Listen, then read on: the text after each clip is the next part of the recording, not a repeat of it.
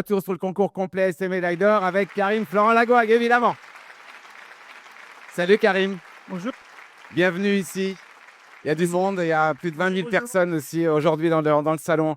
On va appeler C'est dur de pas vous tourner le dos, je ne sais plus comment Ouais. faire. La patronne du sport français, bien récompensée cette année, une fois de plus, Sophie Dubourg, directrice technique nationale pour la Fédération française d'équitation. Bonjour et merci à tous. Bonjour Merci Sophie. pour faire un trois. Voilà, bienvenue ici au cœur du salon. Et puis un responsable du dressage, en tout cas pour la FEI, qui était un juge olympique, ce n'est pas rien. Je vous demande d'accueillir Monsieur Xavier Le Sauce. Il va nous en dire plein sur ce moment du concours complet. Bienvenue Xavier. Voilà. Merci à tous. On va commencer avec toi évidemment Karim.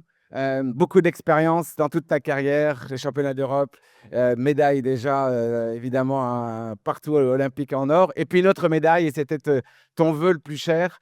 Raconte-moi d'abord comment tu as vécu cette nouvelle médaille de bronze pour Paris 2024. Alors, elle est en argent L'argent, pardon. pour nous. Ça, c'est le CSO. Et Oui, oui, oui. c'est un peu en dessous. Vas-y. Euh, Partout. Ça commence bien. Vas-y, non, raconte-moi bah alors, ça, Simon. c'est Travail accompli. ça y est, c'est comme tout. C'est d'ailleurs la première victoire, c'est déjà une sélection. C'est très compliqué d'avoir une sélection dans tous les sports. D'ailleurs, hein, je ne crois pas qu'il y en ait un où ça soit facile. Donc, ça a été déjà vraiment un soulagement de savoir que j'ai pu être sélectionné avec Triton. Sachant que bah voilà, j'étais très heureux aussi d'y aller avec Triton, parce que j'avais le challenge avec Embrun de Renault plus jeune. Et bah, le choix s'est fait tout seul, parce il s'est mis un coup juste avant les préparations, ce qui fait que bah, ça a mis un terme à sa pseudo-sélection. Donc, ça a été, j'ai jeté mon dévolu sur Triton. Mais à ce moment-là, tu as eu peur. Tu t'es dit, est-ce que Triton va pouvoir prendre le relais? Tu t'es dit, peut-être les jeux, c'est terminé pour moi ou pas? Bah, disons que je me rendais compte que tout peut arriver. On avait tout vraiment millimétré pour qu'il n'y ait pas de blessure, que voilà, il avait encore eu une échographie avant de partir dans le camion pour aller en Allemagne. Tout arrive, ça peut arriver malheureusement. Voilà, il s'est mis un coup en fait, tout seul, et bah, ça suffit pour qu'il ne puisse pas courir. Donc après, j'ai eu peur qu'il arrive quelque chose à Triton. Ouais. Voilà. Donc bah, finalement, non, tout s'est bien sûr bien passé. Mais Mais alors, à ce moment-là, Triton, tu le mets dans du coton, il n'a plus le droit de sortir, tu as peur qu'il se blesse. Comment tu gères ça, justement? bah, si j'étais tout seul, oui. Mais je ne suis pas seul. Il y a le staff fédéral et mon propre staff aussi, avec mon vétérinaire, ma femme Camille, qui aussi dit bah non, hein, le but, c'est il faut quand même faut y aller. Mais on a quand même minimisé les risques, évidemment, on va dire cardiovasculaires, de séances de saut d'obstacle, etc. Parce que c'est un cheval d'âge. Et en plus, vraiment sur place, j'ai été vraiment content d'avoir Triton, parce que parfois j'étais un peu l'ombre de moi-même quand même. C'est dur parce que c'est beaucoup on va dire, de pression positive, parce qu'on est élevé évidemment par tout ce public génial. Enfin, je veux dire, j'ai vécu quelque chose d'historique, d'incroyable, mais c'est aussi un peu écrasant quand même à certains moments. Je peux vous dire que les 2 minutes qui vous séparent du paddock, du départ du cross par exemple, ces 2 minutes, ça a été les plus longues de ma vie quand même. C'était génial. Quand tu avais déjà fait les jeux, mais là, parce que c'était à Paris, le public était plus près que Ouais. d'habitude. Non, là, c'était très joyeux, là. C'était les grands jeux, là. C'était le grand jeu. Non, non, voilà, en plus, bon, on a eu la chance, et j'imagine qu'il y en avait certainement parmi vous, des gens très respectueux des chevaux. Donc, moi, quand je suis arrivé, par exemple, au paddock du cross, eh bien, ils commençaient déjà à crier le nom de Triton et le mien. Et j'aurais demandé, s'il vous plaît, pour pas qu'ils s'excitent avant de partir sur le cross, quoi. Et ça m'a vraiment rendu service, parce que bah, j'ai pu détendre. Et moi, j'étais quand même un peu soucieux. Avant de partir sur le cross, je faisais mon parcours en boucle et tout ça, un peu trop peut-être. Et lui, d'un seul coup, même moi, je me suis dit, c'est incroyable, il est tout sage. Ouais. Alors que parfois, il est aussi excité pour partir sur le cross. Mais là, il était tout sage et il m'a renvoyé vraiment de la sérénité. Ouais. Ça m'a permis de partir avec encore plus de sourire que d'habitude. Parce que certains cavaliers ont dit sur le cross, il y avait tellement de monde, tellement de bruit, que les chevaux pouvaient un tout petit peu s'écraser, se rétrécir. C'est un vrai risque que le cheval perde son amplitude et la vitesse. Alors là, le premier truc qui était surprenant, c'est que déjà, on n'entendait pas notre chronomètre. Ah. Donc, c'est la première fois, moi, que je fais un parcours. Pourtant, je fais badminton, mais c'est vrai qu'à badminton, bah, il y a du monde, mais ils ne sont pas là en train d'encourager les Français, finalement, plutôt les Anglais. Ouais. Donc, bah, moi, j'ai vécu, et puis pas que moi, hein, que ce soit Stéphane ou Nicolas. Bah, moi, quand je suis passé, j'ai tout de suite dit, bah, en fait, ça fait bizarre, parce que je pensais que le bruit ne fonctionnait plus. Puis en fait, non, c'était avec tous ces encouragements. Ouais.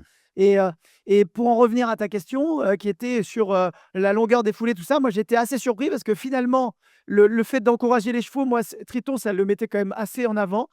Mais comme on voyait, un peu comme ici, vraiment une nuée de personnes au loin, à côté et au loin, il avait la tête un peu plus haute comme ça, qui fait que c'était nickel. J'avais la poussée et l'équilibre. Donc après, j'avais pu lui dire, bah, tiens, il faut sauter celui-là, puis celui-là, puis celui-là.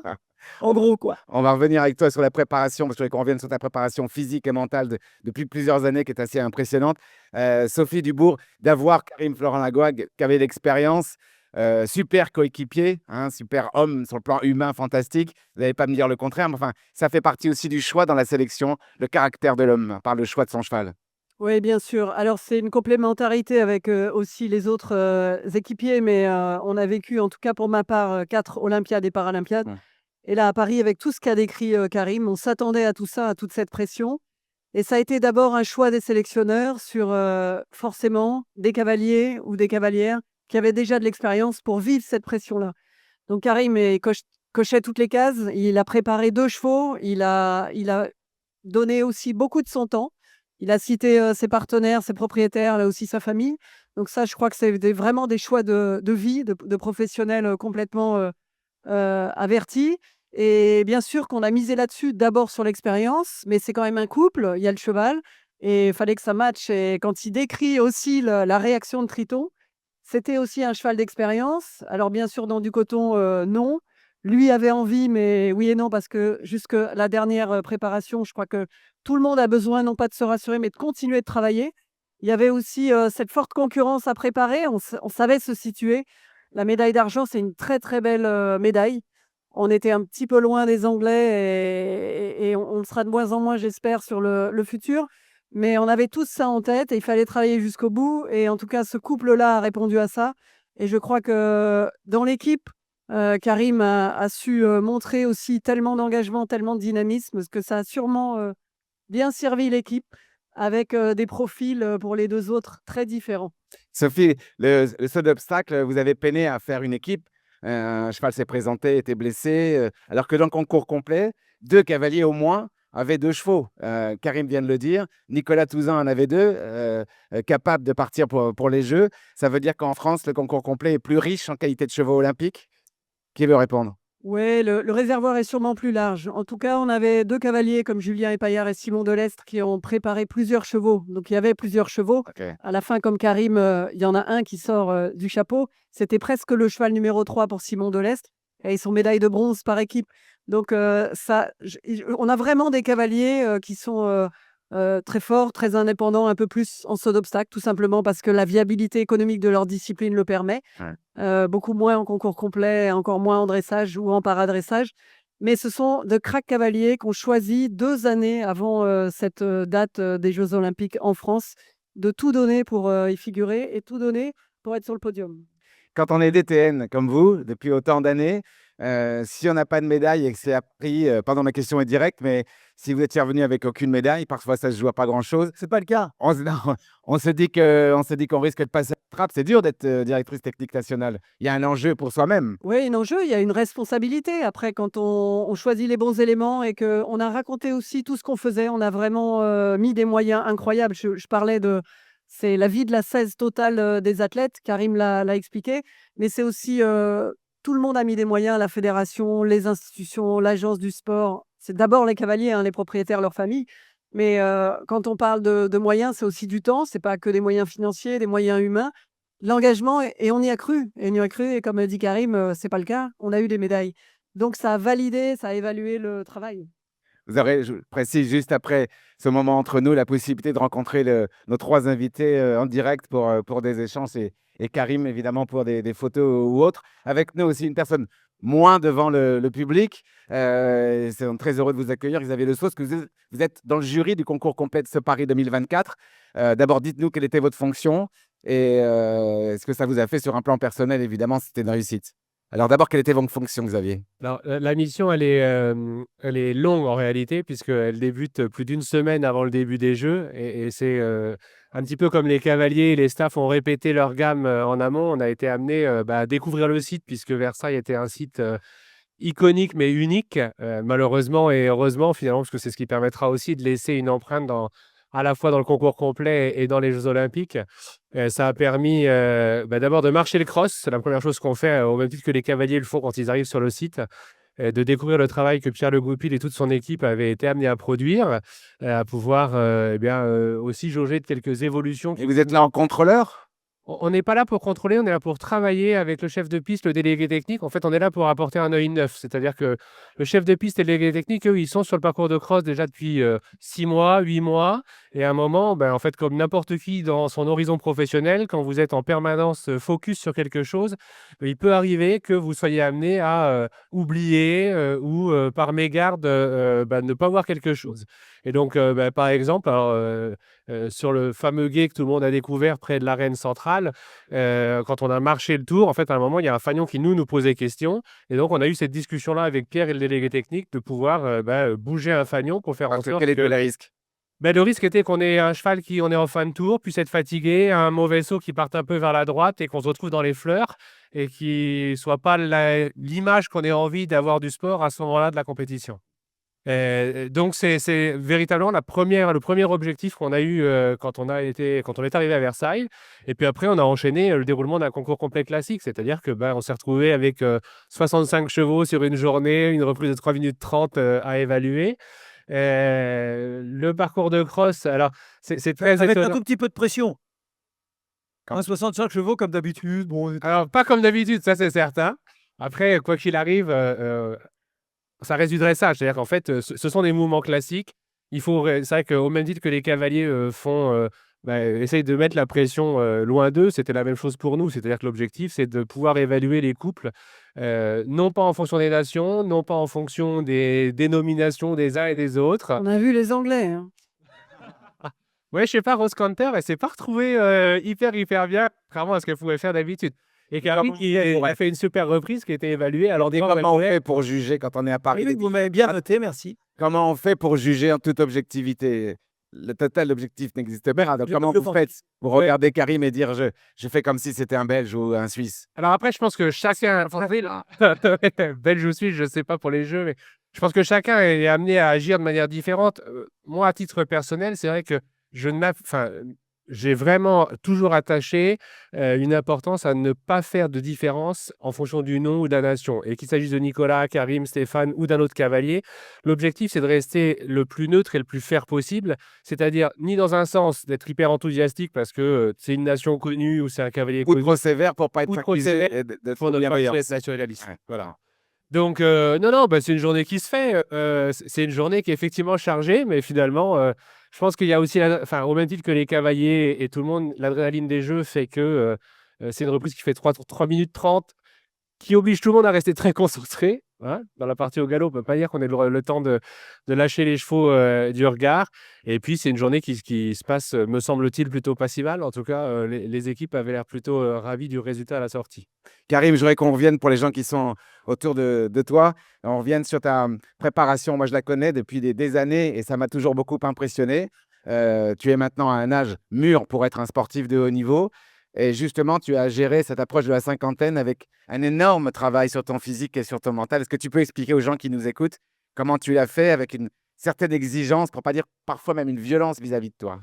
Oui, disons que tout au long de ma carrière, je n'ai eu de cesse de m'améliorer mentalement parce que je savais que ça allait continuer longtemps. On a un sport où ça peut durer. Là, il y a eu un record qui avait été battu à Tokyo, 63 ans, l'Australien. Andrew Hoy, donc je n'ai pas l'intention d'aller nécessairement jusqu'à 63 ans, mais je veux dire, je savais que ça durerait, donc j'essayais de me préparer. On parle dans plein de sports qu'il y a du physique, bien sûr, mais il y a aussi le mental. Si on prend les tennisman, les footballeurs, ils sont de plus en plus âgés et ils font la différence par leur expérience, tout ça. Donc l'idée, c'était de prendre les choses de mieux en mieux, à travers évidemment aussi la préparation physique. Moi, j'ai toujours été très sportif, mais je faisais ça d'une façon un peu, on va dire, anarchique et peut-être trop et pas assez souvent.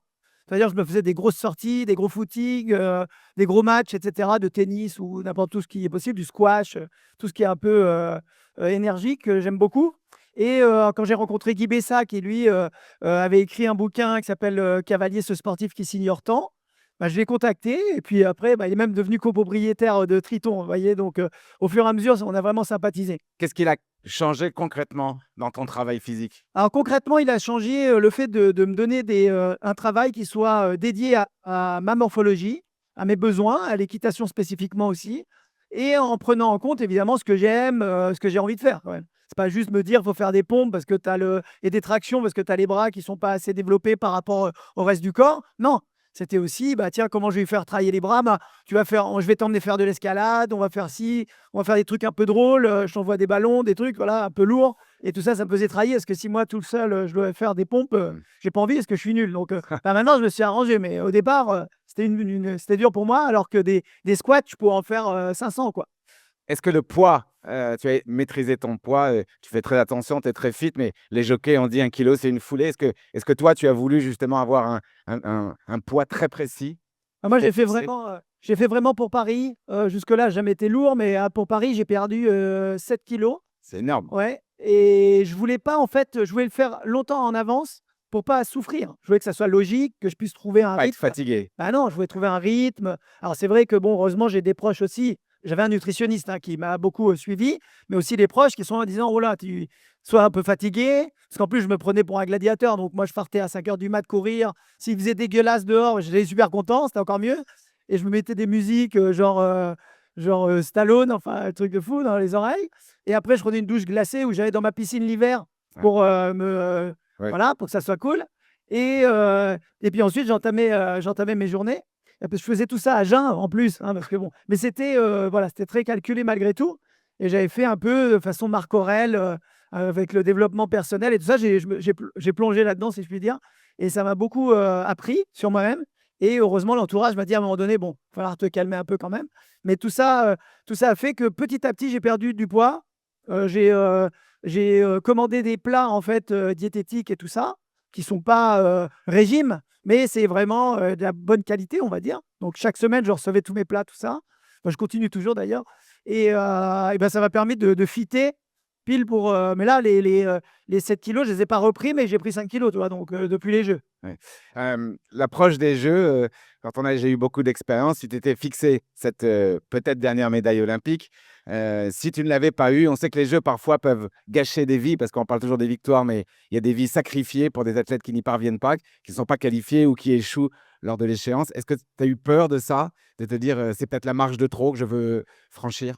Alors j'avais plusieurs choses, je m'étais préparé mentalement à pas l'avoir, malgré tout, et aussi De ne pas avoir de médaille, tu veux dire? oui, de pas avoir de médaille, et de même voire ne pas être sélectionné parce que, ben, c'est pas écrit, dès le départ évidemment. Tout peut arriver et Dieu sait qu'on a eu, des aléas malgré tout, ce qu'on peut prévoir et donc l'idée c'était de se dire, avec mon préparateur mental, c'était de se dire: «Si tu n'as pas la médaille, si tu as la médaille par exemple, quels sont les avantages?»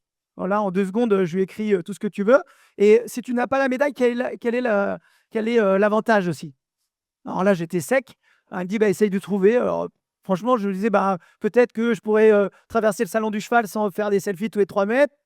Mais bon, ça me fait plaisir en même temps, c'est pas très grave, mais bon, peu importe et après, il m'a dit, «Écoute, imagine, par exemple, tes enfants, si, bah, leur père, il fait que de gagner des médailles tout le temps, le jour où eux, ils ont à travers» c'est quoi? Il y a mes enfants qui sont là, en plus et à travers, t toutes tes victoires, si eux, ils voulaient aussi, avoir leur propre victoire et qu'ils ont échoué, ils vont se Tu peux les comparer à écraser. toi Ouais, et c'est un peu triste, quoi. ouais. Il m'a dit: «Donc tu vois, ça il y a quand même un intérêt de ne pas l'avoir».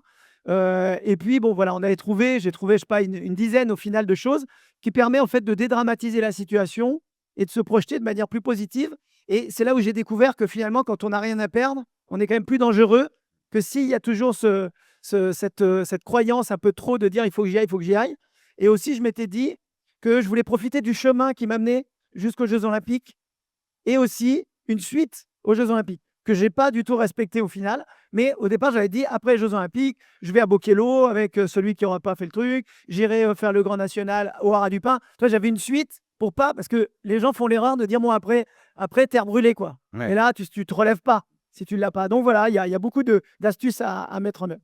Sophie Dubourg, vous connaissez évidemment très bien vos athlètes. Karim reste un de ceux qui a maîtrisé physiquement, intellectuellement le plus cette préparation olympique avec cette expérience. C'est Ouais. impressionnant le travail effectué. Ouais, complètement et je pense que c'est celui aussi qui l'a engagé le plus tôt et d'ailleurs ça a été un modèle pour, les autres athlètes du concours complet, pour nous aussi. Il a cité Guy Bessa, qui a quand même, créé, des modules, complémentaires et ce qui est important, c'est que alors bien sûr, il s'est engagé fortement, peut-être pour d'autres athlètes un peu à l'extrême, mais c'est aussi la façon de faire de Karim. Il l'a fait à 150%. Mais nous, ça nous a permis quand même, ça a été un levier pour convaincre d'autres. On a obligé une préparation mentale, on a obligé une évaluation de la préparation physique. Et on n'a pas dissocié les choses. C'est-à-dire que c'était souvent un duo ou un trio qui prenait l'athlète dans son mental et son physique en entier, sans séparer les choses.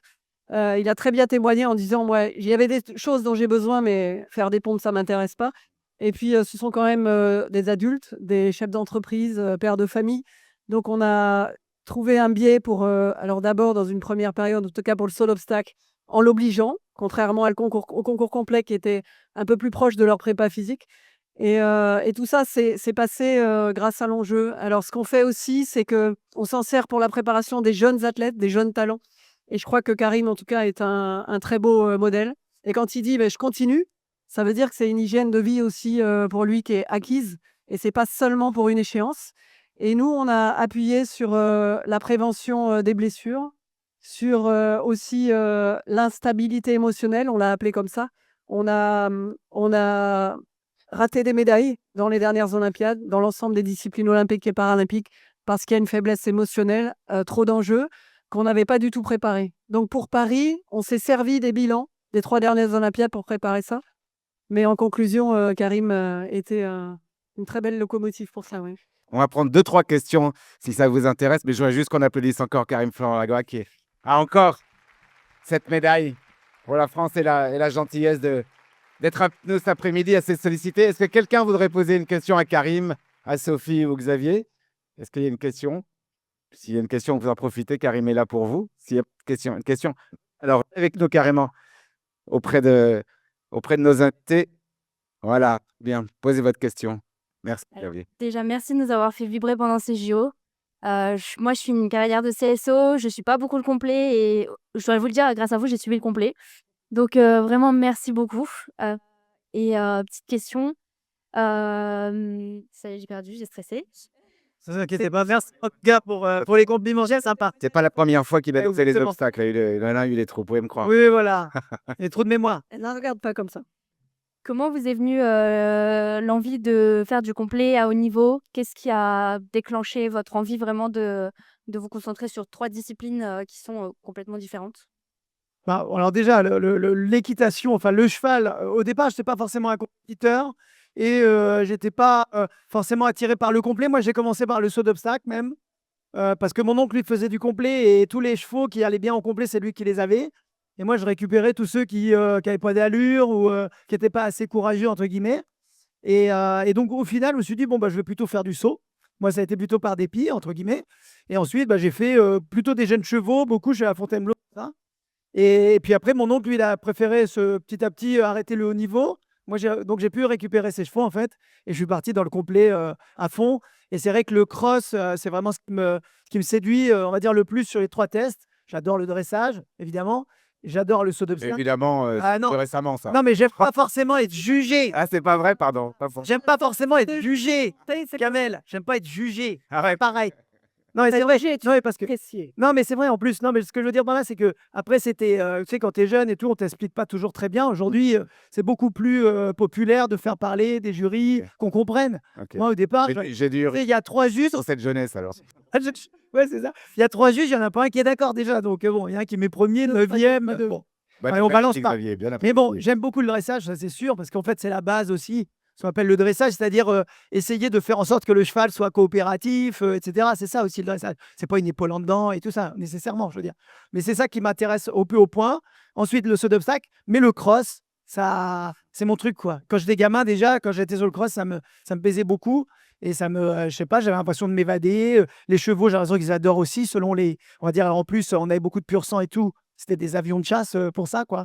Donc ça m'a plu. Puis après, je me suis pas trop mal débrouillé, donc j'ai continué. Quel était votre prénom?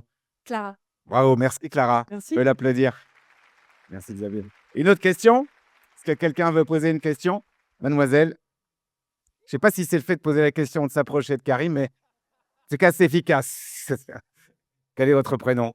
Bonjour, je m'appelle Lorraine. Alors moi, ça fait 20 ans que je connais votre nom, parce que je viens du 45. Donc, Parce que j'ai 20. Oui. J'ai fait 20 ans d'hippique et coup de folie, j'ai acheté un cheval il y a 3 ans, qui est merveilleux et avec qui j'ai décidé de commencer le complet. On est toutes les 2 débutantes et on s'est installées dans la région, la 78, 27, 28, voilà. Et je voudrais savoir si vous aviez prévu des activités dans la région. Moi, c'est la première fois que je vous parle, donc je suis vraiment très contente. Je pense que, voilà, tout votre parcours, enfin moi voilà, j'ai voté pour vous sur le groupe Le Concours Complet. Ah, merci. Voilà, je vous invite à faire la même chose. Vous avez gagné un star! Allez. Moi, je viendrai vous voir avec grand plaisir. Voilà, j'admire beaucoup votre carrière. La La médaille. question, c'est est-ce qu'il va faire des masterclass dans la région parisienne? Non. Bah, disons que moi, une de mes passions aussi, c'est l'enseignement. J'aime beaucoup enseigner et c'est quelque chose qui me passionne. Et oui, j'ai régulièrement des stages. Ça, c'est plutôt Camille qui s'en occupe et qui met sur mon site internet en général là où je me rends. Donc, je vais à pas mal d'endroits. 78, c'est bien. En général, je vais dans le 78. La région parisienne, j'y vais quand même aussi pas mal. Mais je vais partout. Je vais à Lyon, je vais en Alsace, je vais en On Bretagne. viendra chez vous. Merci Et- beaucoup. Et je vous en prie. C'est Lorraine. Une question encore. Est-ce qu'il y a une question? Hop, approchez le premier. Venez, venez. Par là aussi. Hein. Là, par là aussi, vous pouvez. Hein. Ah, chacun son tour. Voilà. Juste après. Battle. Présentez-vous. Quel est votre prénom? Je m'appelle Maureen. Bienvenue. Merci. Moi, j'ai une petite question par rapport au jeu. Oui. Comment vous gérez le stress Ah. entre les épreuves en équipe? J'imagine qu'entre le cross et le dressage, ça devait être intense. Pardon, entre le cross et le saut, vous savez que la médaille est possible. Comment est-ce qu'on gère ce stress-là, mais en équipe? Parce que donc vous avez une certaine expérience, vous l'avez déjà fait, mais il y en a d'autres un petit peu moins. Comment est-ce que vous parlez entre vous? Ou alors est-ce que c'est chacun qui reste dans sa bulle? Comment est-ce que ça s'est passé? Alors, il y a plusieurs éléments. Il y en a un qui est propre à soi-même.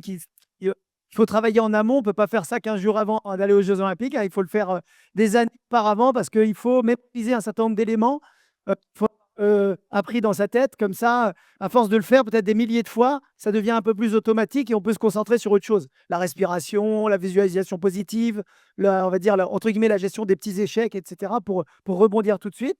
Et après, moi, je mets beaucoup d'attention avec mes coéquipiers ou mes coéquipières pendant les 15 jours, parce que c'est vrai que c'est assez particulier.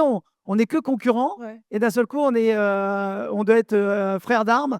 Donc, je mets beaucoup d'attention. J'ai découvert en fait à Rio, ça, je m'étais dit, on avait fait un championnat d'Europe l'année d'avant, déjà avec la même équipe un peu plus large, parce qu'il y a plus que 4 personnes au championnat d'Europe. Et j'avais vu que là, il y avait une alchimie entre nous quand même, avec tous mes coéquipiers, que ce soit Astier. Alors, on avait pris aussi Astier un peu sous notre coupe, parce que c'était un peu l'insouciant, le jeune, un peu le foufou, entre guillemets. Évidemment, avec beaucoup de respect, puisqu'il a été médaillé d'argent individuel en plus. Et nous, on le savait qu'il pouvait nous faire gagner. Par contre, on le fliquait un peu quand même, parce qu'il était un peu, parfois, un peu ailleurs.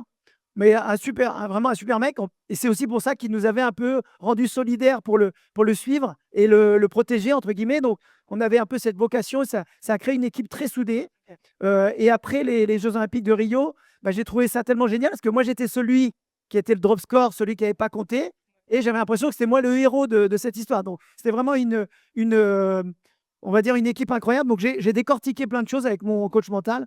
Et c'était notamment de prendre vraiment soin de tous ses coéquipiers pendant ces fameux 15 jours, de montrer des attentions, d'aller les voir s'entraîner, de donner de manière bienveillante des choses satisfaisantes sur le dressage, le cross ou même le galop ou le style ou un truc sympa quotidiennement et montrer qu'on s'intéresse à l'autre, d'écouter aussi plein de choses. Parce que le jour où tu es aux Jeux Olympiques, tu as besoin des autres. Tout seul, c'est compliqué.